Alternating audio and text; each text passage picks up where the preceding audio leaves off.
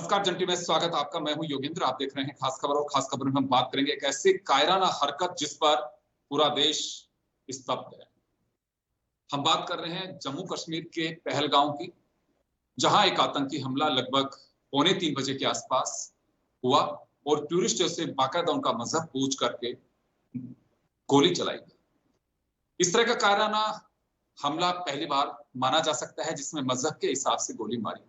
दहशतगर्दों का मकसद एक ही है कि किसी भी तरह की मजहबी खाई पैदा की जाए, और ये ऐसे वक्त ये हमला हुआ है जब जम्मू कश्मीर की मूल रीढ़ की हड्डी या फिर कहूं उनके आय के जो सोर्सेज हैं वो टूरिस्ट हैं। टूरिस्ट अभी वहां पहुंचने शुरू हुए हैं क्योंकि हर टूरिस्ट सुकून तलाशता है, और जब भी कभी ऐसी घटना हो सकती है या होती है तो उसके बाद में टूरिस्ट अपने मोह दूसरी ओर कर देते हैं। यही जम्मू कश्मीर के लिए एक सबसे बड़ा माइनस पॉइंट है। वहां के लोकल जो लोग हैं वो जानते हैं कि इस तरह के आतंकी हमले से उनकी रोजी रोटी पर क्या असर आ सकता है।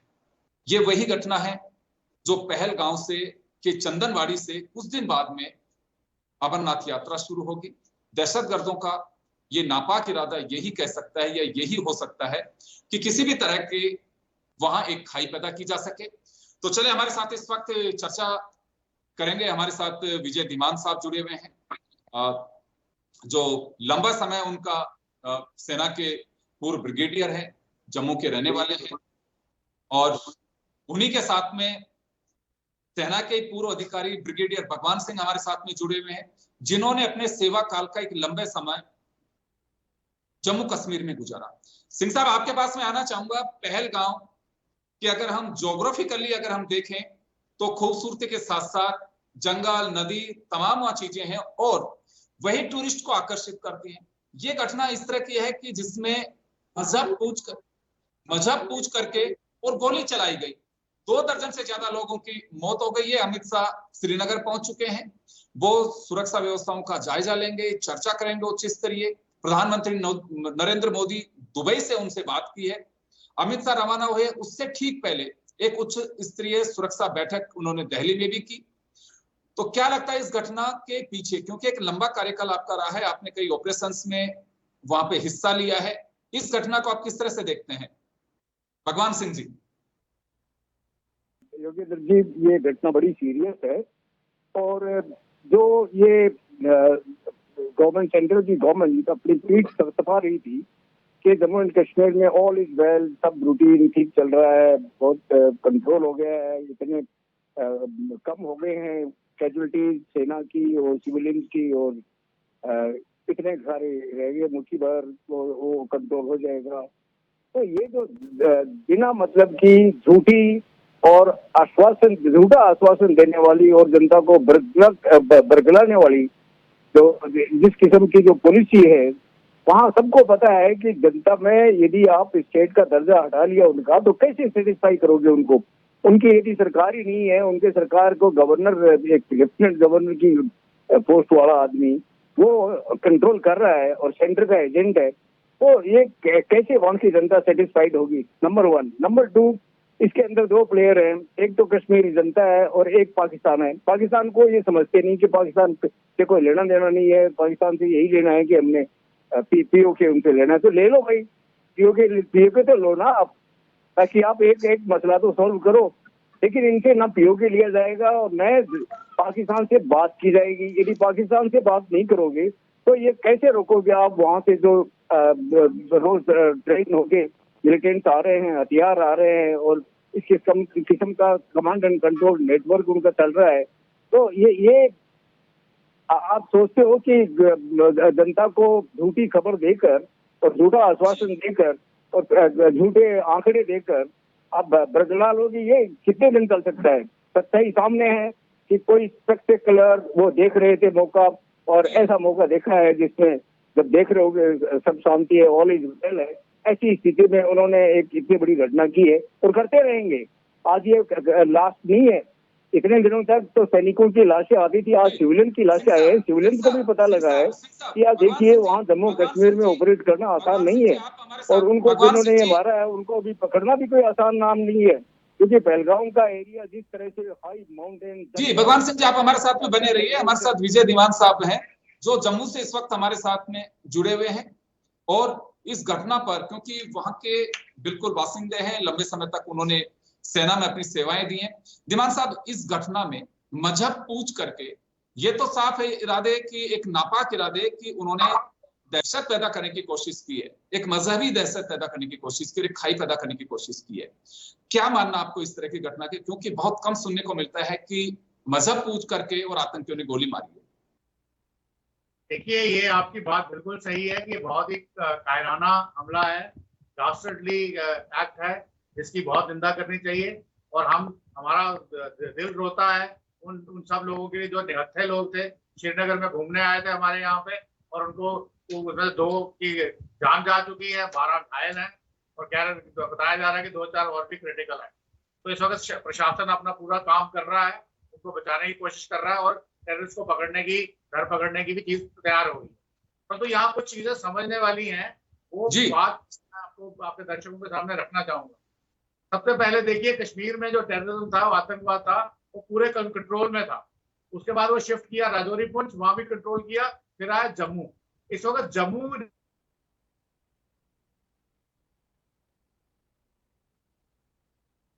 जी बिल्कुल, क्योंकि आतंकी जिस तरह से अपनी लोकेशन और जगह बदल रहे हैं, कभी राजौरी सेक्टर में, यहाँ जम्मू कश्मीर को समझने की कोशिश करिए, क्योंकि जिस तरह से दीवान साहब कह रहे हैं सेक्टर वाइज है वो, पहले राजौरी सेक्टर में, उसके बाद में अब फिर लंबे समय तक घाटी में रहा, और अब जम्मू सेक्टर में, जिसमें पहलगाम भी आता है।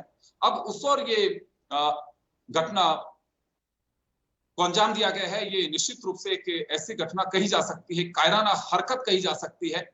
और अभी जो जानकारी मिल रही है कि किसी भी परिस्थिति से निपटने के लिए सेना, पैरामिलिट्री फोर्सेज, जिसे आर्म फोर्सेज कहते हैं, वो अलर्ट हैं, और पूरी तरह से पहलगाम के क्षेत्र को घेर लिया गया है। और कुछ देर पहले जैसे ही, क्योंकि कुछ ऑपरेशंस की अपनी एक लिमिटेशंस होती है, उनका अपना एक प्रोटोकॉल होता है, क्योंकि रात में हेलीकॉप्टर्स वगैरह इतनी उड़ान नहीं भर सकते, लेकिन फोर्स का मूवमेंट वहां कर दिया गया है, चारों तरफ से एरिया को घेर लिया गया है, जो जानकारी मिली है। और दिल्ली में उच्च स्तरीय बैठक के बाद में अमित शाह श्रीनगर में भी एक उच्च स्तरीय बैठक कॉल की है उन्होंने। बुधवार को वो लोकेशन पे जा सकते हैं जहां पे घटना हुई है, और वो रात्रि को श्रीनगर में ही रुकेंगे। वहां लोगों में काफी आक्रोश है, और साथ ही स्थानीय लोगों का ये भी एक भरोसा दिलाया जा रहा है उन लोगों की ओर से, खासकर टूरिस्ट को। एक वीडियो आप लगातार देख रहे होंगे, एक लेडी है, वो उनके हस्बैंड को गोली मार दी गई, लेकिन वहां के लोग हिम्मत और उनकी एक तरह से मैं कहूं कि हिफाजत की गारंटी दे रहे हैं कि आप निश्चिंत रहिए, उनको कुछ नहीं होगा, हम आपको साथ में लेके चलते हैं। उनके लिए पानी मंगवाया जा रहा है। ये वहां की एक तरह से कहूं कि जो कश्मीरियत है वो दिखाई देती है। लेकिन दहशतगर्द इसमें भी अपने नापाक इरादों के जरिए जहर घोलने की कोशिश कर रहे हैं। और अभी दीवान साहब सही कह रहे थे कि कुछ स्थितियां ऐसी बनी है जिसमें दहशतगर्द अपनी अब जगह बदल रहे हैं। पहले राजौरी और कुछ जो एरिया है उसको उन्होंने टारगेट करने की कोशिश की, अभी जम्मू रीजन को कोशिश कर रहे हैं। इसी तरह से लोकेशन और टारगेट वो दोनों बदलते चल रहे हैं, ताकि ऑपरेशन में यो गच्चा दे सके, सेना का मूवमेंट है उसको गच्चा दे सके। अंदाजा बहुत सारी चीजों का लगाया जा रहा है, अलर्ट किया जा रहा है, बॉर्डर्स पे अलर्ट कर दिया गया है, खासकर पाकिस्तान से लगती हुई सीमा। 2 दर्जन से ज्यादा लोगों की मौत से पूरा देश आक्रोशित है। कुछ सवाल भी खड़े हो रहे हैं, लेकिन ये वक्त जी ब्रिगेडियर साहब, यहाँ देखिए दोनों चीजें हैं। इस तरह के जो नापाक हरकत की गई है उससे निश्चित रूप से आक्रोश है। लोग एक तरह से स्तब्ध हैं कि ये क्या हुआ इतने शालीन और शांत क्षेत्र के अंदर, जहां वापस से लोगों का जनजीवन एक सुकून की ओर लौट रहा था। हाल ही में वहां विधानसभा के चुनाव हुए हैं, चुनी सरकार अपना काम कर रही है। 2 दिन पहले ही कुदरत ने इस तरह की परेशानी वहां के लोगों को दी है रामबन में। और रामबन में और पहलगाम में बहुत लंबा अंतर नहीं है, आप तो क्योंकि वहां की ज्योग्राफी को बहुत अच्छे से जानते हैं, आपने देखा भी है कि जो बादल फटा वहां पे। क्या हमारे कुछ सिक्योरिटी लैप्सेस भी हम इसमें कह सकते हैं ब्रिगेडियर साहब? भगवान सिंह जी, आप मुझे सुन पा रहे हैं? अब योगेंद्र जी आप मेरे को पूछ रहे हो कि ब्रिगेडियर सिंह साहब हमारे साथ में है, लेकिन कुछ टेक्निकल प्रॉब्लम हो सकती है। जी भगवान सिंह जी, सवाल मेरा ये है कि क्या कुछ इनपुट्स को हमने इग्नोर किया होगा, या फिर इनपुट्स मिल नहीं पाए, या हमारे कुछ सिक्योरिटी लैप्सेस भी यहाँ कहे जा सकते हैं? देखिए योगेंद्र जी, अभी आप जो पहले के वक्ता थे वो बोल रहे थे कि पहले जम्मू एंड कश्मीर में, जम्मू एरिया में, राजौरी जम्मू एरिया में घटनाएं हो रही थी, वहाँ कंट्रोल कर ली है, अभी उधर हो रही है तो वहाँ भी कंट्रोल हो जाएगा। लेकिन आपको ये पता होना चाहिए कि सिक्योरिटी फोर्सेज की तो लिमिटेड स्ट्रेंथ है, वो चाहे इधर डिप्लॉय करोगे तो उधर कमजोरी हो जाएगी, उधर डिप्लॉय करोगे तो इधर कमजोरी हो जाएगी।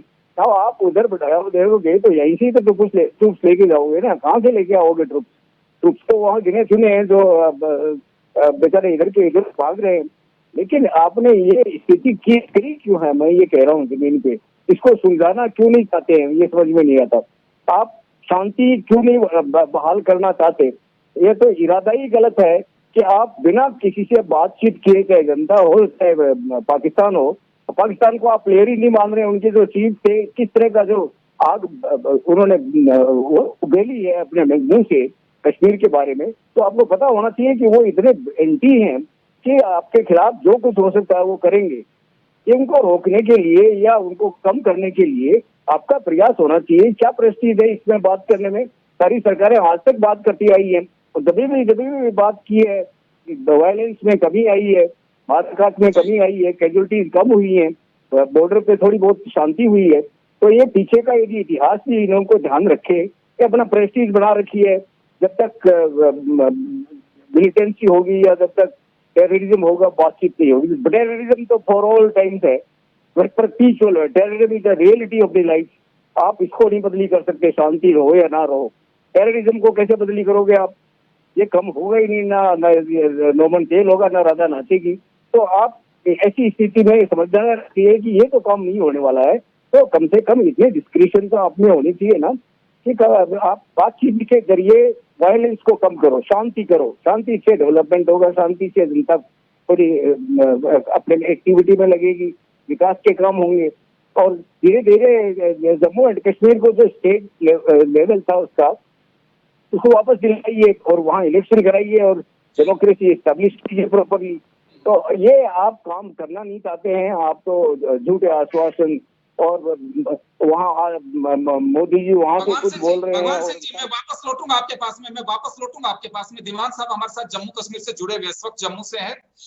दीवान साहब, आप कह रहे थे कि पहले ये टारगेटेड सिचुएशन और स्थितियां चेंज कर रहे हैं, अपनी लोकेशन बदल रहे हैं, पहले राजौरी उसके बाद में जम्मू रीजन। तो जिस तरह से सेक्टर्स को ये चुन रहे हैं, एक मैसेज देने की कोशिश है कि कहीं पे भी दहशत इस तरह की पैदा की जा सकती है। नहीं, ऐसा नहीं है। मैं आपको ये बता रहा हूँ कि इस वक्त कश्मीर शांत था, राजौरी पुंछ शांत था। सिर्फ जो ऑपरेशन चल रहे थे जम्मू के 10 डिस्ट्रिक्ट में थे, 8 डिस्ट्रिक्ट में ऑपरेशन चल रहे हैं और धरपकड़ चल रही है। और वो एक सोची साधी अपना स्ट्रेटजी के मुताबिक चल रहे हैं, क्योंकि हमारे पास इंटेलिजेंस थी। 23 मार्च को ये ऑपरेशन शुरू हुए थे और उसके पहले भी काफी कुछ हरकतें यहाँ पे हुई। मैं अभी जल्दी में बता नहीं पाऊंगा, परंतु उसके बाद जब ये बात श्रीनगर में बात आती है, पहलगाम में बात आती है कि देखिए ये जो level of strategy, tactics, operation level, उनके कम्युनिकेशन, उनके वेपन्स, उनकी टैक्टिक्स, उनकी जो तरीका था ऑपरेट करने, बहुत हाई लेवल का था। और हमारी असेसमेंट ये है कि कम से कम ये जो अगर आतंकवादी जो हैं, ये अगर सारे के सारे एसएसजी कमांडो नहीं है पाकिस्तान आर्मी के, कम से कम ये जो आतंकवादियों की टीम के लीडर हैं जो हैं, 2-2, 3-3 की टुकड़ियों में आए हैं, वो जरूर एसएसजी कमांडो हैं। ये उनकी समझ आ रही है हमको। अब वो बंदे अगर श्रीनगर में आकर के टूरिस्ट पे अटैक करते हैं, इसका मतलब उनकी कुछ समझ में गड़बड़ है, क्योंकि वो अगर टूरिस्ट पे अटैक करेंगे तो ये कश्मीरियों की इकोनॉमिक पेट पे लात मारेंगे। बिल्कुल तो बिल्कुल नहीं करेंगे, और आज तक कभी हुआ नहीं है। और अगर वहां आके हिंदू मुस्लिम की बात करेंगे तो ये कहीं बात नहीं बनती है। तो पहले हमने जब दोपहर को 4 बजे जब घटना होती है, तो उस वक्त जो हमारे पास जो इन्फॉर्मेशन थी, तो हमने यही असेसमेंट दी थी कि ये किसी पागल फिरफरे बंदे का है या रेडिकलाइज बंदे का काम है, जो वन ऑफ ऐसे ही कर गया। क्योंकि इनका जो मेन बेस है वो तराल फॉरेस्ट है। जम्मू से जो पूरे इन्फिल्ट्रेशन रूट आते हैं वो तराल में आते हैं पूरे।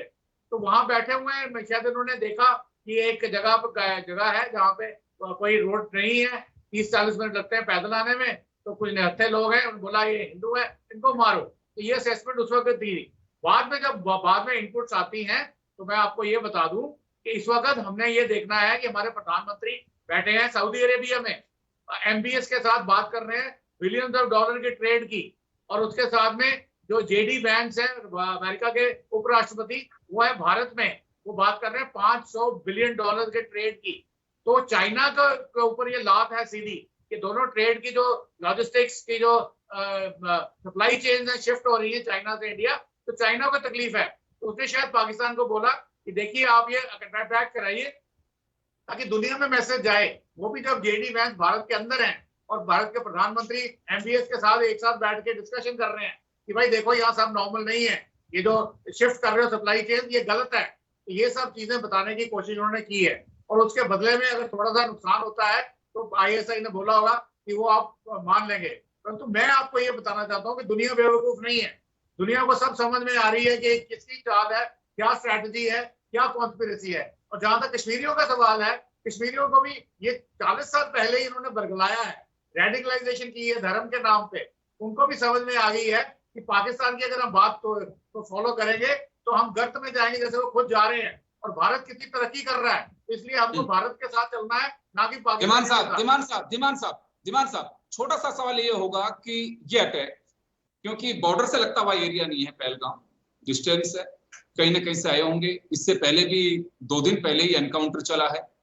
मैं ये जानना चाहूंगा कि एक तो ये बात आपने बिल्कुल सही कही है कि वहां का जो आधार है रोजी रोटी का वो टूरिस्ट है, और अगर ये टूरिस्ट का अगर मोहभंग श्रीनगर से हुआ तो भूखे मरेंगे मान लो। तो वहां स्थानीय लोगों में इस घटना को लेकर के क्या मानना है, एक बात। दूसरा, क्या हमारे कहीं को सिक्योरिटी लैप्सेस हैं इसमें? जी दिमान साहब,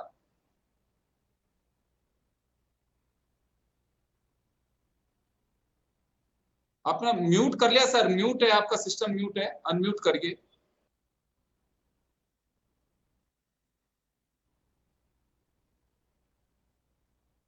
तो अभी जो घटनाएं हैं, वो जो घटना हुई है उससे निश्चित रूप से, जैसे मैंने पहले भी कहा कि ये वो दहशतगर्दी के एक निशानी कही जा सकती है कि जिसकी वजह से वहां स्थानीय लोग भी पूरी तरह से सकते में हैं, और ये समझ नहीं आ रहा कि इस तरह की घटना कैसे हो सकती है, और वो भी टूरिस्ट सीजन जब शुरू होने वाला हो तब।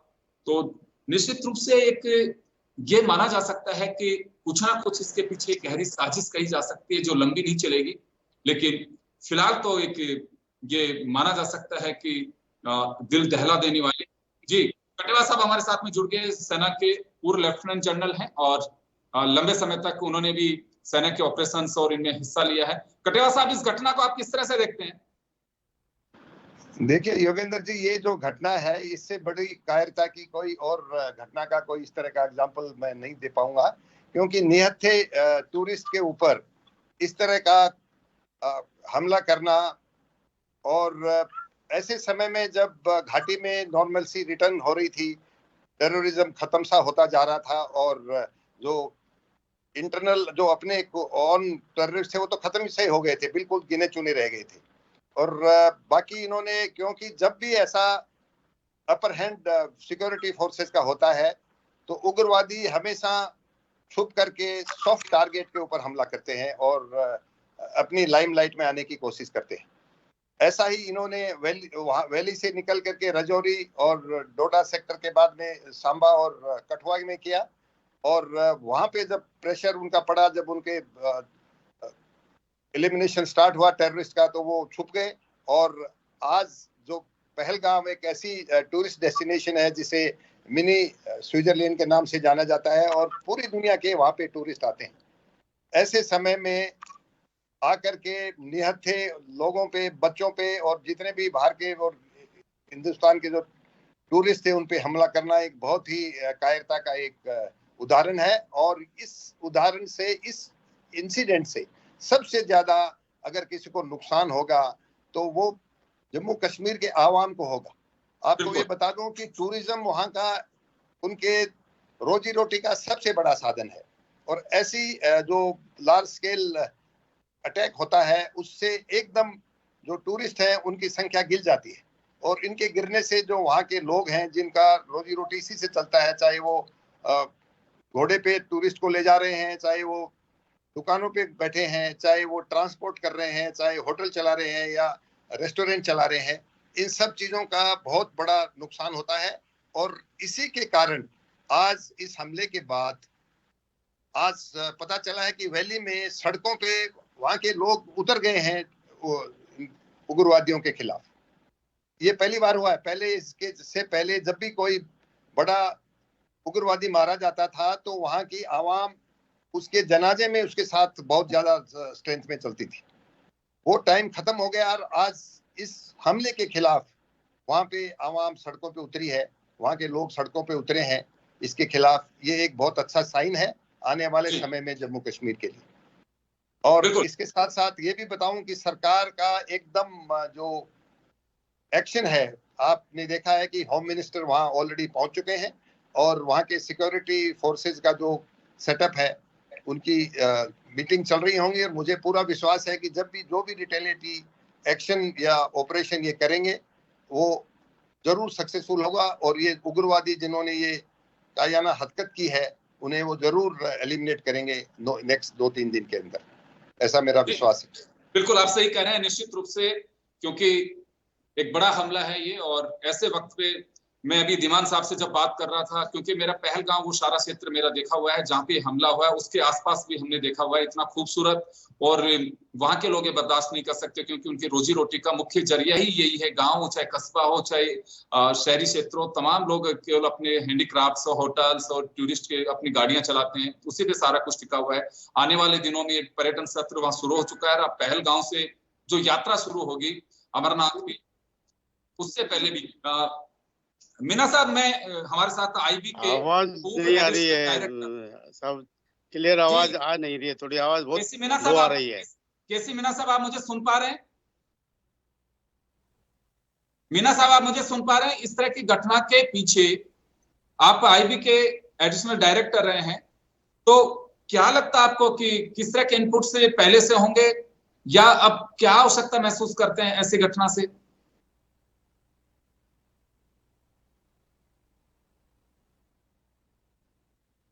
चले केसी मीना साहब के पास आवाज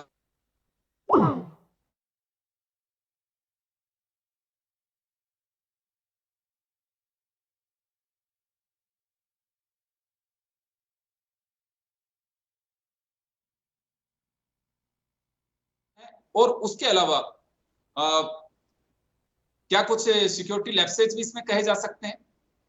देखिए, जहां तक स्थानीय लोगों का सवाल है, वो ऑलरेडी टेलीविजन पे आ चुके हैं और उन्होंने अपना रोष जाहिर कर दिया है। बिल्कुल, तस्वीरें दिख रही है।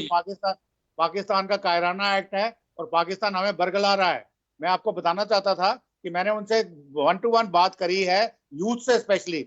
वो कहते हैं हमें धर्म के नाम पे खामखा बरगलाते हैं, खुद गलत में जा रहे हैं। हमारे पास इंटरनेट है, टेलीविजन है, हमें सब नजर आता है, हम देख रहे हैं कि क्या हो रहा है यहाँ पे। तो इसलिए ये जो पाकिस्तान ने जो एक किस्म का रिस्क लिया है, चाइना के कहने पे जो रिस्क लिया है पाकिस्तान ने, वो उन्होंने गलती से ले लिया है। और जो पाकिस्तान के आर्मी चीफ थे, उन्होंने जो 5-6 दिन पहले जो बयान दिया था, उसका भी इनके ऊपर कोई असर पड़ा नहीं है। तो ये डेफिनेटली पाकिस्तान के लिए एक बहुत बड़ा धक्का है। और जहां तक टेररिस्ट का सवाल है, अगले 24 घंटे में 48 घंटे में उनको एलिमिनेट कर दिया जाएगा। दीवान साहब, चलिए हमारे साथ आईबी के फॉर्मर एडिशनल डायरेक्टर हैं केसी मीना साहब, वो जुड़े हुए हैं। मीना साहब, इस तरह की जो घटनाएं होती हैं, इनपुट्स भी आते होंगे, क्या कुछ हम लैप्सेस कहें और हमें कुछ यहाँ पे अभी, क्योंकि बड़ा सेंसिटिव आज भी 370 रिमूव करने के बाद भी, क्योंकि इस तरह की घटनाएं ये कहती हैं कि कभी कभी इस तरह की घटनाएं होती हो, लेकिन घटनाएं हो रही है अभी भी, तो क्या हमें ध्यान देने की आवश्यकता है? मीना साहब। हाँ, नमस्कार साहब। मैं ये कहना चाहूंगा कि फरवरी 2019 में जो पुलवामा की घटना हुई थी, उसके बाद जो इंडिया ने मुंह तोड़ जवाब दिया था एयर स्ट्राइक करके, उसको मेरे को लगता है कि पाकिस्तान भूल चुका है। उसको दोबारा ये सबक सिखाने की बहुत जरूरत है। और जिस तरह की ये घटना आज घटी है, उसमें हम सारे बहुत दुखी हैं, भारतवासी और हमारे जो सिक्योरिटी फोर्सेस के लोग, इंक्लूडिंग हमारी आर्मी, सारे बहुत दुखी हैं। मैं ये मानता हूँ, मैं ये मान के चलता हूँ कि दोबारा पाकिस्तान को 2019 में जो सबक सिखाया था वो सबक तुरंत सिखाने की जरूरत है, आवश्यकता है। जी चलिए, समय कम है क्योंकि एक बड़ी घटना है और हमारे साथ जो पैनलिस्ट जुड़े हुए हैं ये एक वो एक्सपीरियंस रखते हैं जो सेना के ऑपरेशन हो, चाहे इनपुट्स के से जुड़ी चीजें हो, वो तमाम सरकार के पास में लेके जाते हैं। ऐसी घटना के बाद में बड़ा रोल प्ले करते हैं वो लोग हमारे साथ में जुड़े। आप सभी का बहुत बहुत शुक्रिया और खास खबर में फिलहाल इतना ही। दीजिए इजाजत, नमस्कार।